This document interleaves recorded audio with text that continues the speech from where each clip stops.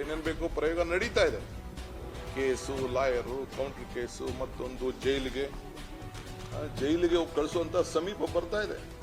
Ready ಇದ್ದೀನಿ ಕುಮಾರಣ್ಣ, you are my brother. ನೀನು ನನಗೆ ಜೈಲ್ ಕಳಿಸ್ಬೇಕು ಅಂತ ಆಯ್ತು, ನೀನು ಆಶೀರ್ವಾದ ಮಾಡು. ಕೃಷ್ಣ ಜನ್ಮಸ್ಥಳದಲ್ಲೂ ನಾನು ನೀನು ಕೂಡ ಬಂದು ನಾನು ಭೇಟಿ ಮಾಡಿದ್ದೀನಿ. DK's cautions against force acquisition, ಲ್ಯಾಂಡಿಲ್, ನಾನು ಲ್ಯಾಂಡಿಲ್ ಅಂತೆ. You will be in jail for his misdeeds. I welcome you. You are good advocates. ನಿಮ್ದು ನಿಮ್ಮ ದೊಡ್ಡ ಕಮ್ಮಣ್ಣ, ಇನ್ನೊಬ್ಬ ದೊಡ್ಡಣ್ಣ ಎಲ್ಲ ನನಗೆ ಅರ್ಥ ಇದೆ, ನನಗೆಲ್ಲ ಪಾಪ ಗೊತ್ತಿದೆ.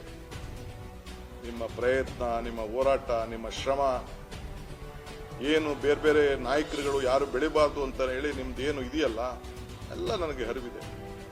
ಆದರೆ ನಿಮ್ಮ ಹಿರಿತನಕ್ಕೆ ನಾನು ನಿನ್ನ ನಮಸ್ಕಾರ ಹೇಳ್ಬೇಕಾದ್ದು ನನ್ನ ಧರ್ಮ. ಸೊ ಅದನ್ನ ನಾನು ಗೌರವವನ್ನು ಕೊಡೋದನ್ನ ನೀವು ಸ್ವೀಕಾರ ಮಾಡಕ್ ಆಗ್ಲಿಲ್ಲ ಅಂದ್ರೆ ಅದು ನಿಮ್ ಬಿಟ್ಟಿದ್ದು. ಆದ್ರೆ ನಾನು ಯಾರಿಗೂ ಕೂಡ ಕೆಟ್ಟದನ್ನು ಬಯಸೋನಲ್ಲ, ನಿಮ್ಗೂ ಕೂಡ ಕೆಟ್ಟದನ್ನು ಬಯಸುವುದಿಲ್ಲ. ನನಗೇನ್ ನೀವು ಜೈಲಿಗೆ ಕಳಿಸ್ಬೇಕು ಅಂತ ತಾವು ಸಂಕಲ್ಪ ಮಾಡಿದ್ದೀರಿ, ಬೇಕಾದ್ರೆ ಮುಂದುವರಿರಿ. ಆ ಜೈಲಿಗೆ ಹೋಗಿ ಬಂದೇ ಈ ರಾಜ್ಯದ ಮುಖ್ಯಮಂತ್ರಿ ಆಗಿ ನಾ ಇಲ್ಲಿ ಕೂತಿದ್ದೀನಿ. ಜೈಲಲ್ಲಿದ್ದಾಗ ಜನ ಯಾವ ರೀತಿ ಈಚೆ ಬಂದ್ರು, ಯಾವ ರೀತಿ ನನ್ನ ಪರವಾಗಿ ನಿಂತ್ಕೊಂಡ್ರು, ಏನೇನಾಯ್ತು ಅಂತ ಕೂಡ ನಾನು ಕಣ್ಣಲ್ಲಿ ಆ ದೃಶ್ಯಗಳನ್ನ ನೋಡಿದ್ದೆ.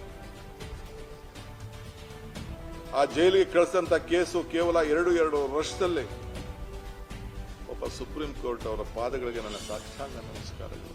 ವಜಾ ಮಾಡಿದ್ದಾರೆ, ಡಿಸ್ಮಿಸ್ ಮಾಡಿದ್ದಾರೆ.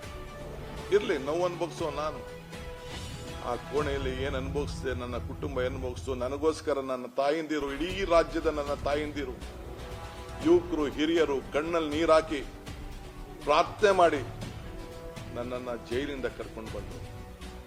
ಇವತ್ತು ಈ ಸ್ಥಾನದಲ್ಲಿ ಕುಣಿಸಿದವರು ಅದೇ ನನ್ನ ಮತದಾರರು, ಅದೇ ಈ ರಾಜ್ಯದ ಜನತೆ. ಚುನಾವಣೆ ಮುಂಚಿತವಾಗಿ 136 ಸೀಟ್ ಅಂತ ಹೇಳಿ ನಾನು ನನ್ನ ಆತ್ಮವಿಶ್ವಾಸದಿಂದ, ನನ್ನ ಇಂದಿನ ಶಕ್ತಿ ಹಿಂದೆ ಕೊಟ್ಟಂತ ಪ್ರೇರಣೆಯಿಂದ ಇವತ್ತು ಜನರಿಗೆ ನಾನು ಕೇಳ್ಕೊಂಡೆ.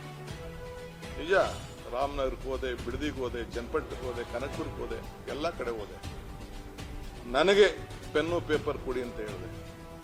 ಈ ಪೆನ್ನು ಪೇಪರು ಈ ರಾಜ್ಯದ ಜನತೆಗೆ ಸೀಮಿತವಾಗಿರ್ತದೆ, ರಾಜ್ಯದ ಜನತೆ ಬದುಕಿಗೆ ಸೀಮಿತವಾಗಿರ್ತದೆ. ಯಾರಿಗೂ ಕೂಡ ತೊಂದರೆ ಕೊಡುವಂತ ಪ್ರಶ್ನೆ ಈ ಪೆನ್ನು ಪೇಪರ್ ಇಂದ ಬರುವುದಿಲ್ಲ. ನನ್ನ ಜೀವ ಇರೋವರೆಗೂ ಕೂಡ ದೇವರು ನನಗೇನು ಕೊಟ್ಟಿದ್ದಾನೋ ನನಗೆ ಸಾಕು. ನನ್ನ ಕುಟುಂಬಕ್ಕೆ ಏನು ನಿರ್ಧಾರ ಮಾಡ್ಕೊಳ್ಳೋ ಶಕ್ತಿ ನನ್ನ ಕುಟುಂಬದಲ್ಲಿದೆ. ಈ ದೇಹ ಈ ರಾಜ್ಯದ ಜನತೆಗಾಗಿ ಮುಡುಪಾಗಿಡ್ತೇನೆ. ಒಂದು ಉತ್ತಮವಾದಂತಹ ಆಡಳಿತವನ್ನು ಕೊಡಬೇಕು. ಈ ರಾಜ್ಯದಲ್ಲಿ ಒಂದು ಸಾಕ್ಷಿ ಗುಡ್ಡೆಯನ್ನು ಬಿಡಬೇಕು.